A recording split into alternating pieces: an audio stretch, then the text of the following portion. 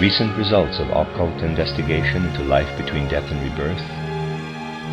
It affords me great pleasure to be with you this evening on the occasion of my presence here in Vienna, which was necessitated by certain other circumstances.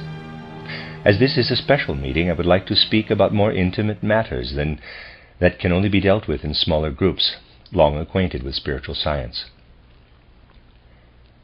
In occult research, one cannot check often enough the facts one has repeatedly investigated, and about which one has spoken, for they are facts of the spiritual world that is not easily accessible and comprehensible to man. There is a constant danger of misinterpreting in one way or another, and events may be viewed incorrectly. This is the reason the results obtained must be checked again and again. The principal events of life in the spiritual world have, of course, been known for thousands of years, yet it is difficult to describe them. I am deeply grateful that recently I had the opportunity to concern myself more intimately again with an important aspect of occultism, namely the realm of life between death and a new birth. It is not so much that new facts come to light, but that one has the possibility to present things in a more exact and accurate way. So today I would like to speak of the period that for supersensible perception is of the utmost importance, that is, the period between death and rebirth. I will not deal so much with the period immediately following death, the Kamaloka period, descriptions of which can be found in my writings, but with the succeeding period, the actual sojourn of man in the spiritual world between death and rebirth. This description will be prefaced briefly by the following remarks. One learns to know the period between death and rebirth either by initiation or by going through the portal of death. Mostly one does not take sufficiently seriously the difference that exists between knowledge acquired in the sense world by means of our senses and intellect, and knowledge acquired of the spiritual world, either through initiation in a physical body in this life, or without this body when we have gone through the gate of death. In a sense, everything is reversed in the spiritual world. I will refer to two characteristics to show how fundamentally different are the spiritual world and the normal sense world. Let us consider our existence in the sense world during waking consciousness, from morning until night. The objects we perceive by means of our eyes and ears come to us. Only in the higher realms of life, so to speak, in the spheres of knowledge and art, do we have to exert ourselves to participate in drawing things toward us. Apart from this, in the rest of outer life, everything from morning until night that impinges on our senses and our intellect is brought to us. Wherever we go, in the street, in the daily round of life, every moment is filled with impressions, and apart from the exceptions mentioned, we make no effort to bring them about. They come about of their own accord. It is different as regards what happens through us in the physical world. Here we have to be active, move from place to place, be on the go. It is an important characteristic of daily life that what is presented to our perception comes to us without our activity. However grotesque it may appear, the opposite is true in the spiritual world. There one cannot be active. One cannot draw anything toward one by moving from one place to another. Nor can one bring anything to one simply by moving a limb, by the movement of a hand, for example. Above all, for something to happen in the spiritual world, it is essential that there be absolute calmness of soul. The quieter we are, the more can happen through us in the spiritual world. We simply cannot say that anything happens in the spiritual world as a result of hurry and excitement. We need to develop loving participation in a mood of soul calmness for what is to happen, and then wait patiently to see how things come to pass. This calmness of soul, which is in the spiritual world is creative, does not quite have its equal in ordinary physical life. It is similar on higher levels of earthly existence to the sphere of knowledge and of the arts. Here we have something analogous. The artist who cannot wait will not be able to create the highest he is capable of. For this he needs patience and inner calmness of soul until the right moment dawns, until the intuition comes. One who seeks to create according to a schedule will produce only works of inferior quality. He who seeks to create, be it the smallest work, prompted by an outer stimulus, will not succeed as well as if he had waited quietly, with loving devotion for the moment of inspiration. We might say for the moment of grace. The same is true of the spiritual world. In it there is no rush and excitement, but only calmness of soul. Fundamentally, this must also be the way with the growth of our movement. Propaganda campaigns and a desire to force spiritual science on our fellow men are useless. It is best if we can wait until we meet those who inwardly need to hear about the Spirit, who are drawn to it. We should not nurture longings to bring everyone to spiritual science. We shall find that the calmer we are, the more people will come to us, whereas forceful propaganda merely puts people off. Public lectures are held only in order that what has to be said should be said, and those who wish to receive what is communicated can do so. Our attitude within our spiritual scientific movement must be a reflection of the spiritual, so that what has to happen can happen and is awaited with inner silence. Let us consider an initiate who knew that something was to happen at a particular time out of the spiritual world. I have often drawn attention to an important event that had its origin in the spiritual world, but which does not yet reveal itself in a marked way.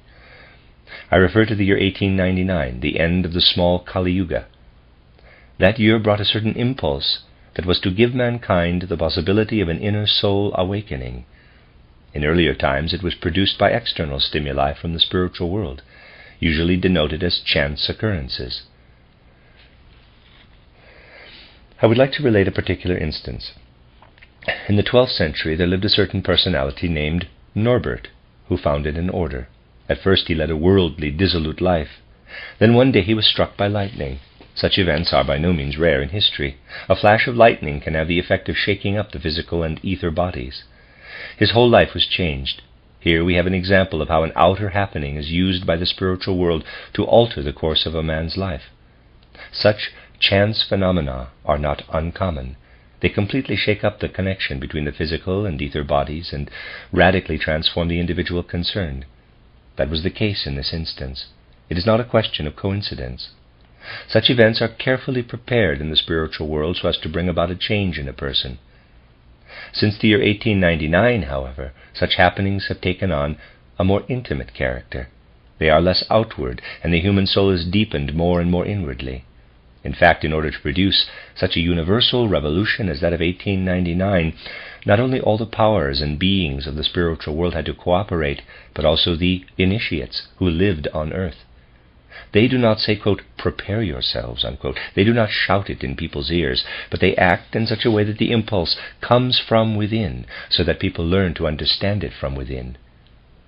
Then people remain inwardly calm, concern themselves with such thoughts, allow them to work within the soul, and wait. The more quietly such thoughts are carried in the soul, the more strongly such spiritual events occur. The most important thing is to wait the moment of grace, to wait for what will happen to us in the spiritual world. It is different in regard to the acquisition of knowledge in everyday life. Here we have to gather things together, to work and exert ourselves in order to obtain it.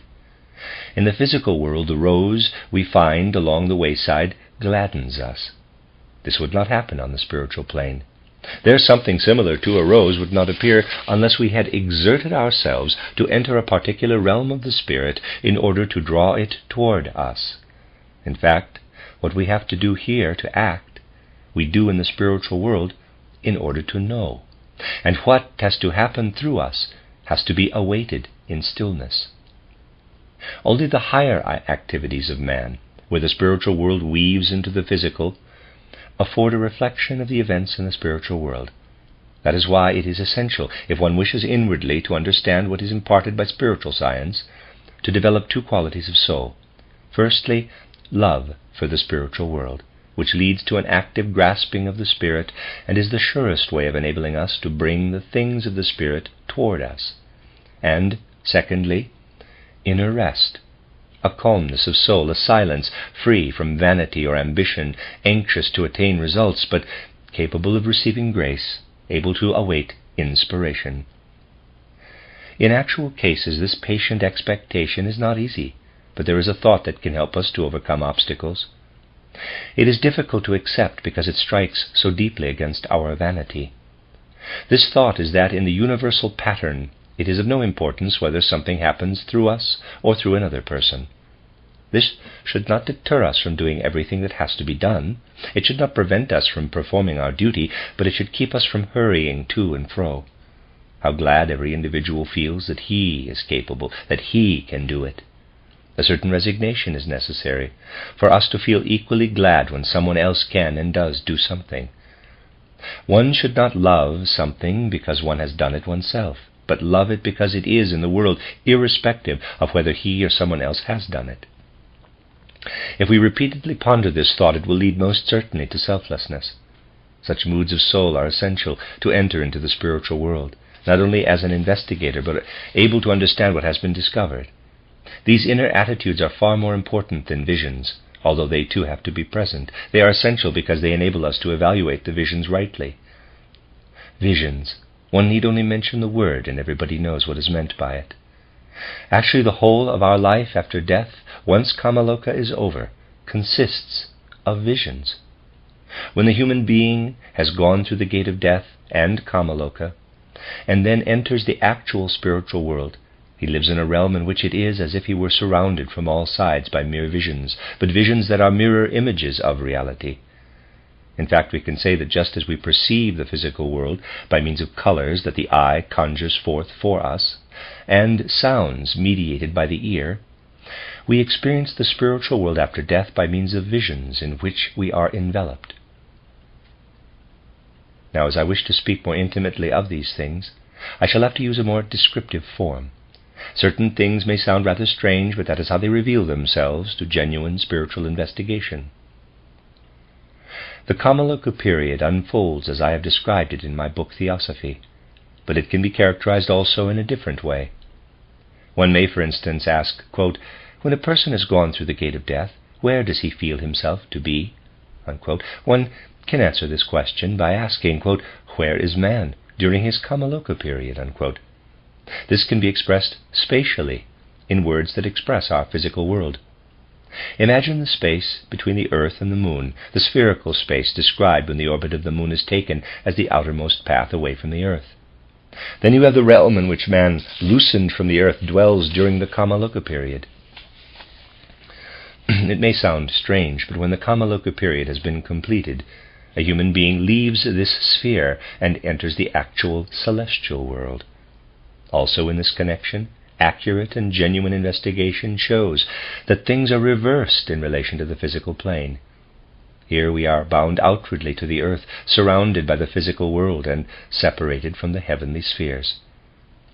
After death, the earth is separated from us, and we are united with the heavenly spheres. As long as we dwell within the moon sphere, we are in Kamaloka, which means that we are still longing to be connected with the earth. We proceed beyond it when we have learned through life in Kamaloka to forego passions and longings. The sojourn in the spiritual world must be imagined quite differently from what is customary on earth. There we are spread out in space. We feel ourselves in the whole of space. That is why the experience, be it of an initiate or of a person after death, is one of feeling oneself spread out in space, expanding after death, or as an initiate, and being limited by the moon orbit as by a skin. It is like this, and it is of no avail to use words our contemporaries would more easily forgive, because by doing so one would not express the facts more correctly. In public lectures, such shocking things have to be left out, but for those who have concerned themselves with spiritual science for a longer time, it is best to say things plainly. After the life in Kamaloka, we grow further out into space. This will depend on certain qualities that we have acquired previously on the earth. A long span of our evolution after death and our ability to expand to the next sphere is determined by the moral attitude, the ethical concepts and feelings we developed on earth. A person who has developed qualities of compassion and love, qualities that are usually termed moral, lives into the next sphere so that he becomes acquainted with the beings of that sphere. A man who brings a lack of morality into this realm dwells in it like a hermit. It may be best characterized by saying that morality prepares us for living socially together in the spiritual world. We are condemned to a fearful loneliness, filled with a continual longing to get to know others without being able to do so, as a result of a lack of morality in the physical world, of the heart as well as of the mind and will. Either as a hermit or as a sociable being who is a blessing in the spiritual world, do we dwell in the second sphere, known in occultism as that of Mercury. Today in ordinary astronomy this is known as the Venus sphere. As has often been mentioned, the names have been reversed. Now man's being expands up to the orbits of the morning and the evening stars, whereas previously it expanded only to the moon. Something strange happens at this point. Until the moon sphere we are still involved in earthly affairs, but even beyond, the connection with earthly matters is not entirely severed. We still know what we have done on the earth, what we have thought. Just as here we can remember, so we know there, but recollection may be painful. On earth, if we have done a person some injustice or have not loved him as much as we should, we can make up for these feelings. We can go to him and put things right. This is no longer possible from the Mercury sphere onward. We behold the relationships in recollection. They remain, but we cannot alter them. Let us assume that a person has died before us. According to the earthly connection, we should have loved him, but did not do so as much as we should have done. We meet him again, since we are related to him previously, because after death we do in fact encounter all the people with whom we were connected. To begin with, this cannot be altered. We reproach ourselves with not having loved him enough, but we are incapable of changing our soul disposition so as to love him more. What has been established on the earth remains. We cannot alter it. These facts relating to the correct, unchangeable perception of love made a strong impression on me during my recent investigations this summer. Much comes to light that eludes most people. I wanted to convey this to you. One learns to know these strange facts by means of spiritual cognition. One lives in the Mercury sphere and former relationships with people, and they cannot be altered. One looks back and unfolds what one has already developed.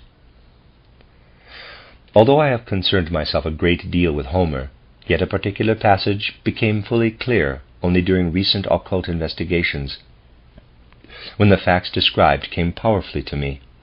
It is the passage in which Homer calls the realm after death, quote, the land of the shades where nothing can change, unquote. It can be understood by the intellect, but what the poet seeks to convey about the spiritual world, how he speaks as a prophet, that one only learns to know when the corresponding discovery has been made by means of spiritual research. This is true of every genuine artist. He need not understand with his everyday consciousness what comes to him in inspiration.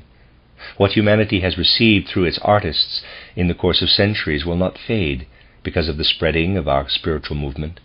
On the contrary, art will be deepened and mankind will value all the more its true artist when, as a result of occult investigation, the spiritual realm is reached, the realm out of which the artist has drawn his inspiration. Of course, those who at one time or another have been regarded as important artists but are not truly great will not be singled out. Passing greatness will be recognized for what it is. It contains no inspiration from the spiritual world. The next sphere is termed the Venus sphere in occultism. We now expand our being up to Mercury, which is known as the occult Venus. In this sphere, the human being again is strongly influenced by what he brings. He who has something to bring becomes a social being, and he who has nothing to give is condemned to loneliness. A lack of religious inclination is dreadfully painful. The more religious the disposition of soul we have acquired, the more social we become in this sphere. People who lack religious inclination cut themselves off. They cannot move beyond a sheath or shell that surrounds them. Nevertheless, we get to know friends who are hermits, but we cannot reach them. We continually feel as if we have to break through a shell, but are incapable of doing so. In the Venus sphere, if we have no religious inwardness, it is as if we were to freeze up.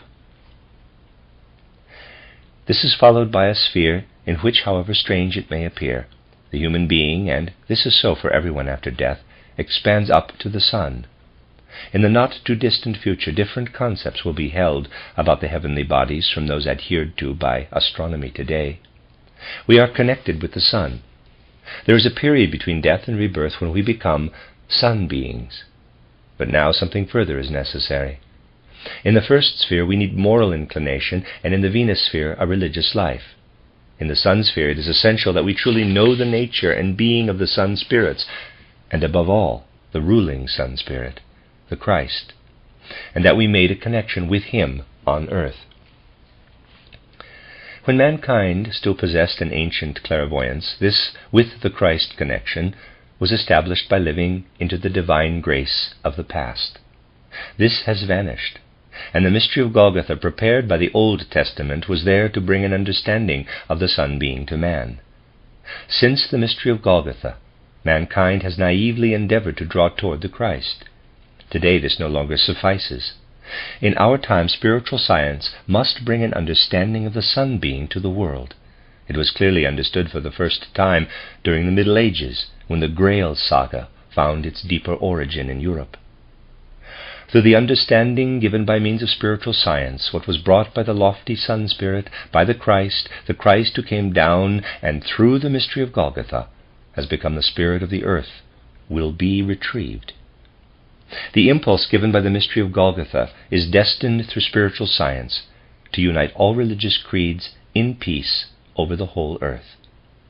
It remains the basic challenge of spiritual science to treat all religions with equal attention, without giving preference to any of them for outer reasons. Because we place the mystery of Golgotha at the fulcrum of world evolution, our movement is accused of giving a preference to the Christian religion. Yet this accusation is quite unjustified. Let us understand how matters really stand with such accusations. If a Buddhist or Brahmin were to accuse us of this, we would say, quote, "Is the only issue what is to be found in sacred writings? Providing one does not reject a religion, is what is not to be found in its books to the detriment of a religion? Cannot every Buddhist accept the Copernican system and yet remain a Buddhist?" Unquote. To be able to do so is a sign of progress for humanity at large. So is the knowledge that the mystery of Golgotha stands in the center of the evolution of the world, irrespective of whether it is mentioned in ancient writings or not. If we understand the mystery of Golgotha and realize what happened there, then in the Sun sphere we become sociable spirits. As soon as we have gone beyond the Moon sphere, we are spiritually surrounded by visions. On encountering a deceased friend after death, we meet him in the form of a vision, but he dwells in this reality. They are visions, nevertheless, built up on the basis of recollections of what we have done on earth. Later, beyond the Moon sphere, this is still the case, but now the spiritual beings of the higher hierarchies illumine us. It is as if the sun rose and irradiated the clouds in the Sun sphere.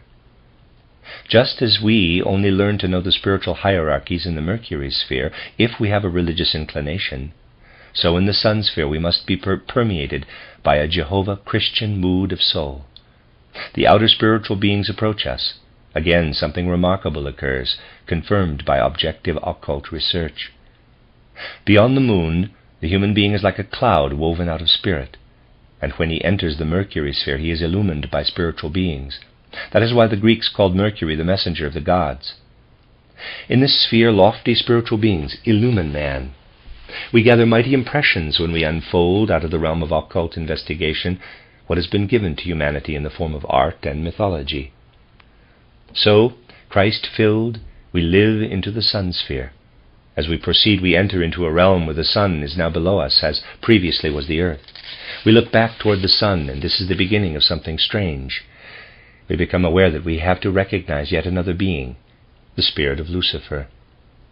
The nature of Lucifer cannot be rightly evaluated after death, unless we have previously done so by means of spiritual science or initiation. It is only when we arrive beyond the Sun sphere that we recognize him as he was before he became Lucifer, when he was still a brother of Christ. Lucifer changed only in the course of time because he remained behind and severed himself from the stream of cosmic progress. His harmful influence does not extend beyond the Sun sphere. Above this, there is still another sphere where Lucifer can unfold his activity as it was before the severance. He does not unfold anything harmful there. And if we have united ourselves rightly with the mystery of Golgotha, we journey onward, led by Christ, and are rightly received by Lucifer into yet further spheres of the universe. The name Lucifer was correctly chosen, as indeed names were wisely given in olden times. The sun is below us, and so is the light of the sun. Now we need a new light-bearer who illumines our path into the universe. Thus we arrive in the Mars sphere. As long as we dwelt below the sun, we gazed toward the sun. The sun is now below us, and we look out into the widths of universal space. We experience the widths of universal space through what is often referred to, but little understood, as the harmony of the spheres, a kind of spiritual music. The visions in which we are enveloped hold less and less significance for us. Increasingly, what we hear spiritually grows meaningful. The heavenly bodies do not appear as they do in earthly astronomy, that measures their relative speeds. In fact, the faster or slower sounding together produces the tones of the music of the spheres. Inwardly, the human being feels increasingly that only what he has received of the Spirit on earth remains for him in this sphere. This enables him to make the acquaintance of the beings of this sphere and retain his sociability. People who cut themselves off from the spiritual nowadays cannot enter the spiritual world in spite of their moral inclination and religious disposition. Nothing can be done about it, although it is, of course, possible that such people draw near to the Spirit in the next incarnation. Without exception, all materialistically inclined people become hermits once they have gone beyond the sun into the Mars sphere. It may sound foolish, yet it is true that the monistic union will not survive once its adherents have reached the sun sphere, because as each of them is a hermit, they cannot possibly meet. A person who has acquired spiritual understanding on earth will have yet another experience on Mars. As we are speaking more intimately today, I shall relate it. The question can be put within our own world conception that we develop a spiritual science in the Western world. What has happened to Buddha since his last earthly incarnation? I have mentioned this on previous occasions. Buddha lived as Gautama during his last incarnation, 600 years BC. If you have studied my lectures carefully, you will recall that he has worked since on another occasion when he did not incarnate as Buddha, but only worked spiritually at the birth of the Luke Jesus child. Spiritually, he sent his influence from higher spheres onto the earth. But where is he? In Sweden, at Norrköping, I drew attention to yet a later influence of the Buddha on the earth. During the 8th century, at a mystery center in Europe, on the Black Sea, Buddha lived spiritually in one of his disciples. This disciple was later to become Francis of Assisi. So Francis of Assisi was in his previous incarnation a pupil of Buddha, and absorbed all the qualities necessary for him to work later in the extraordinary way he did. In many respects, his followers cannot be distinguished from those of Buddha, except that the ones were disciples of Buddha and the others were Christians. This was due to the fact that in his previous incarnation he was a pupil of Buddha, of the spiritual Buddha. But where is the actual Buddha, the one who lived as Gautama?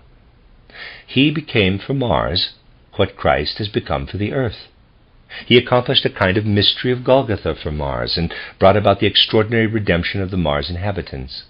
He dwells there among them. His earthly life was the right preparation in order to redeem the Mars inhabitants, but his redeeming deed was not quite like the mystery of Golgotha. It was somewhat different.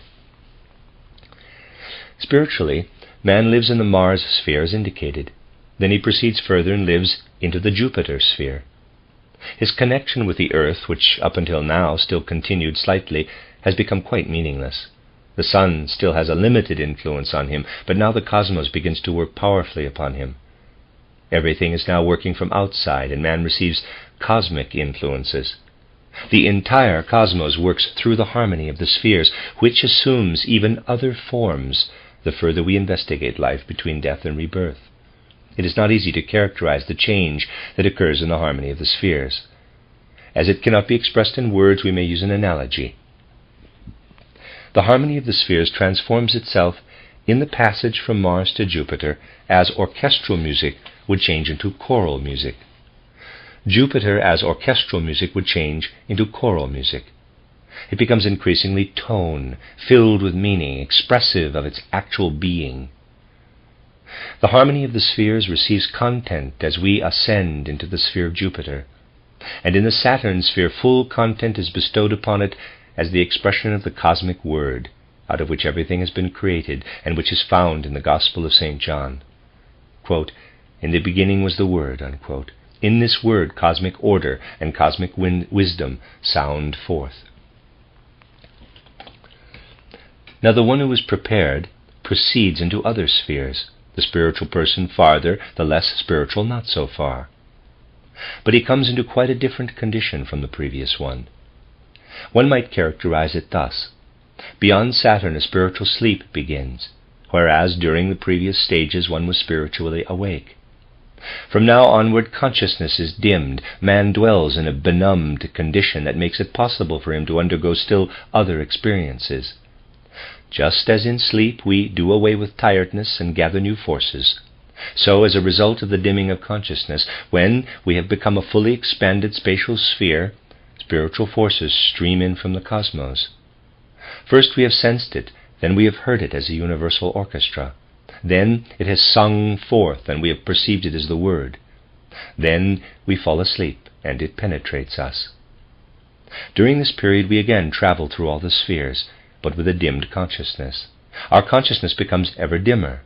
We now contract, quickly or slowly according to our karma, and during this process of contraction we come once more under the influence of the forces emanating from the sun sphere.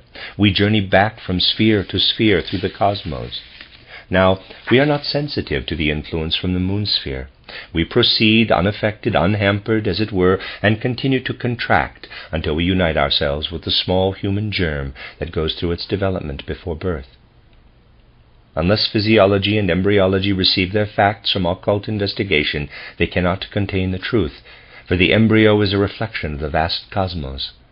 The whole cosmos is carried within it.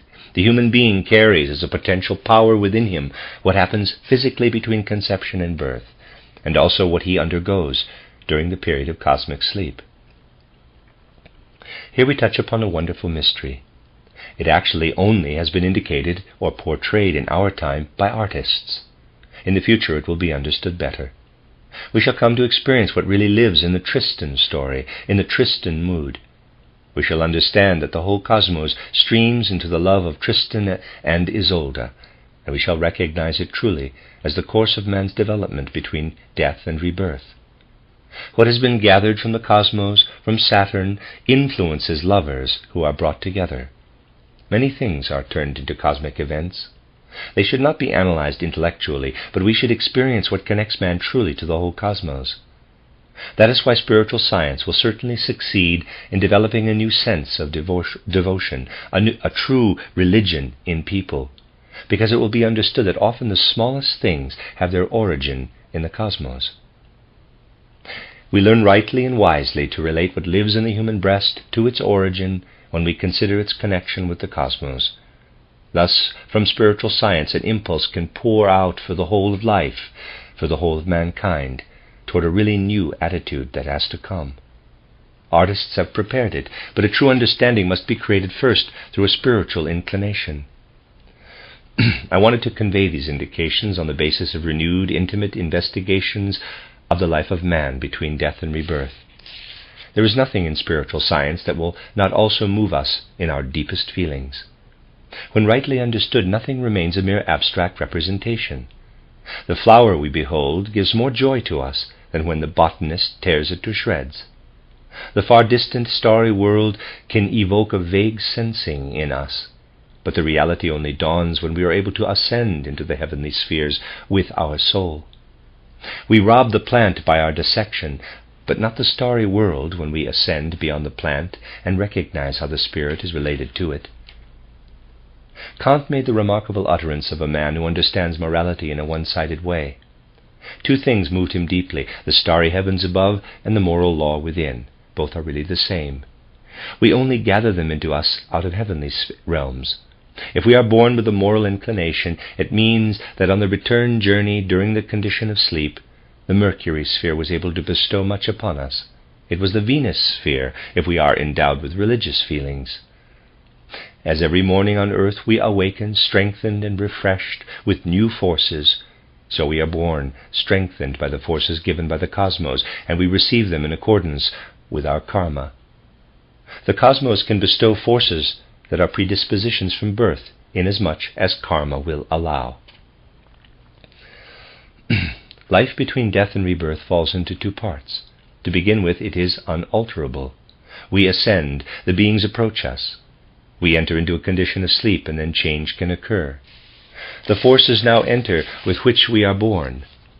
Considering the evolution of man in this way, we see that the human being, after death, first lives in a world of visions.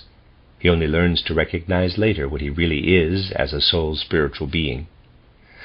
Beings approach us from outside, and they illumine us, as the golden light of the morning illuminates the things of the outer world.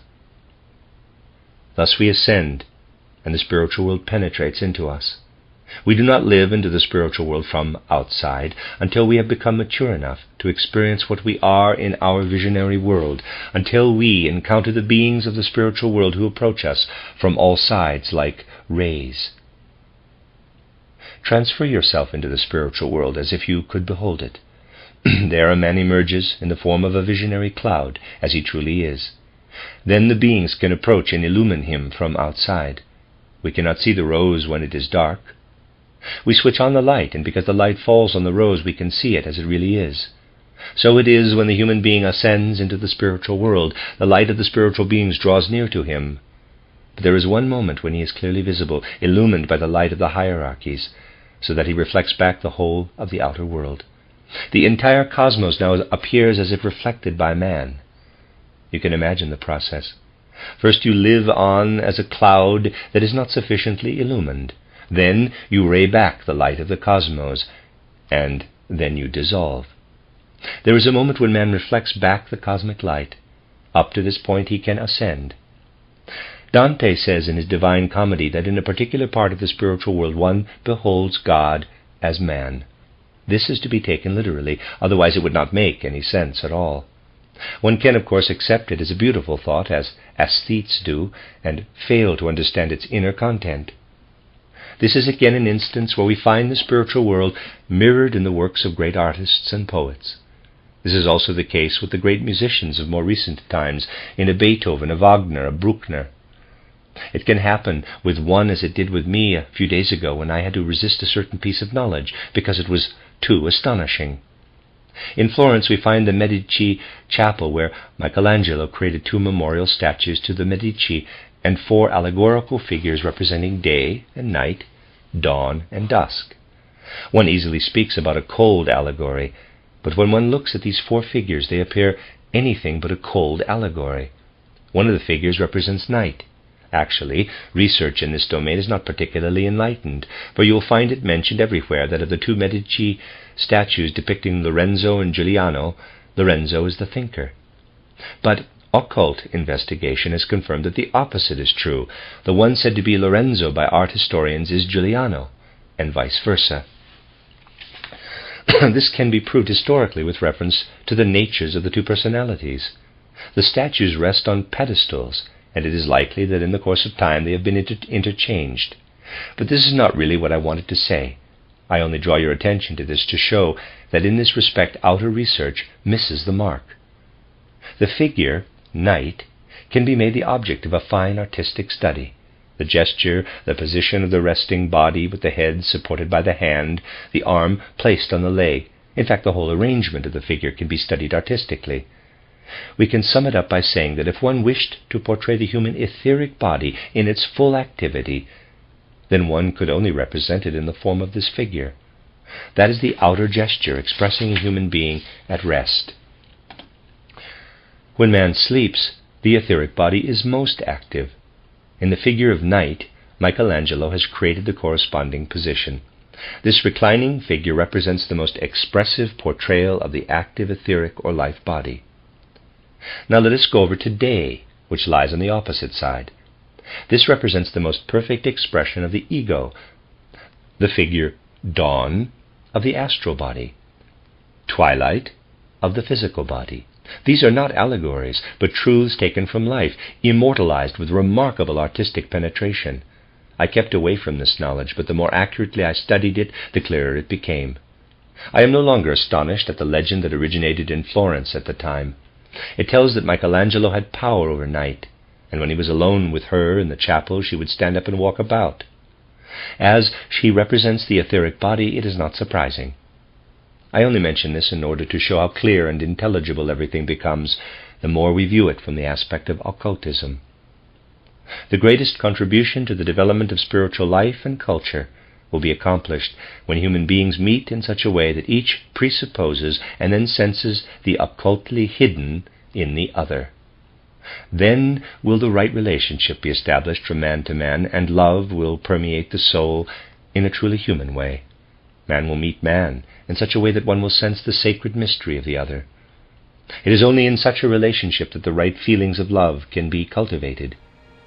Spiritual science will not have to stress continually the outer cultivation of general human love, but it will receive, by way of genuine knowledge, the power of love in the soul of man.